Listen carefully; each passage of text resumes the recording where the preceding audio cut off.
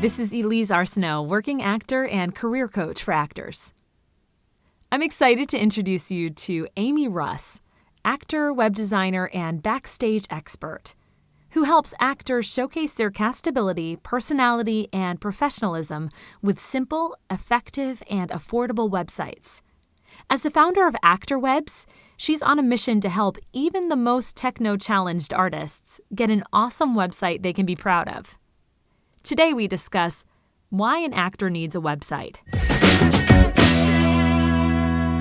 Hi, Amy Russ. Thank you so much for joining us today. Thank you for having me. It's my pleasure. Awesome. So I'm excited to talk about all things actor website today. Sure. And talk a little bit more about your company, Actor-Webs.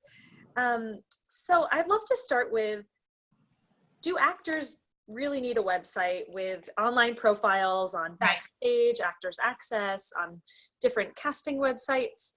Do you think it's necessary for actors to have websites? And if so, why?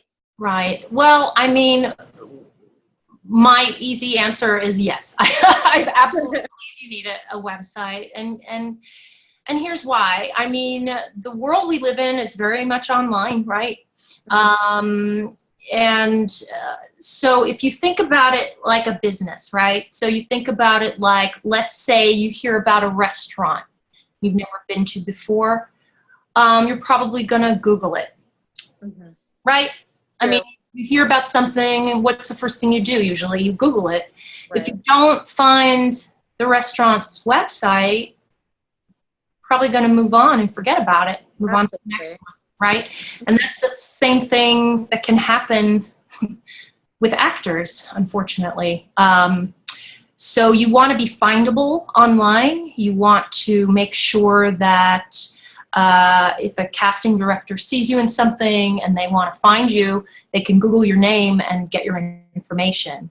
I mean, I do know a casting director who went to see this play and was blown away by one of the leads, and went home and was like, oh my God, I'm casting something this person would be perfect for. Brought home the playbill. There was no contact information. There was no website or anything, but she went ahead and Googled and could not find him anywhere. Wow. And that was the end of that. So moral of the story, you want to be findable. Now, social media is great. You know, you've got your Facebook, Instagram, you've got all this stuff, and that's awesome. And you should be using that for your site, for your career. But you want to think of that as extra stuff, right? You want to have this stuff funneling to your website. And ultimately what you want to do is grow your own mailing list that you own, that you can take with you wherever you go. Because if you think about it, see, I'm old enough to remember Friendster. I don't know if you've heard of Friendster. Right? Or MySpace, right? Those things, they disappeared. So what if Facebook disappeared tomorrow? What if they went out of business? Right. And you have all these likes and people following you. Do you know how to get in touch with all of that? Nope. My guess is no. So you want to use those tools as funnels to your site, and then hopefully have a way to get people to sign up for your e-notes and your mailing list so that you are always in control. Great. Okay, that's awesome.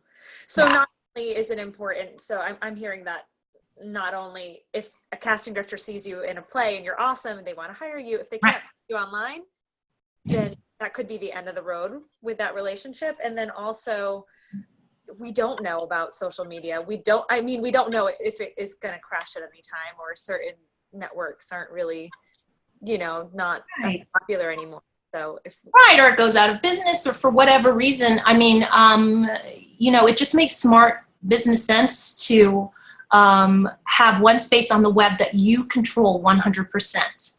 You control the content, you control whether it's online or offline, So that's your little piece of online real estate.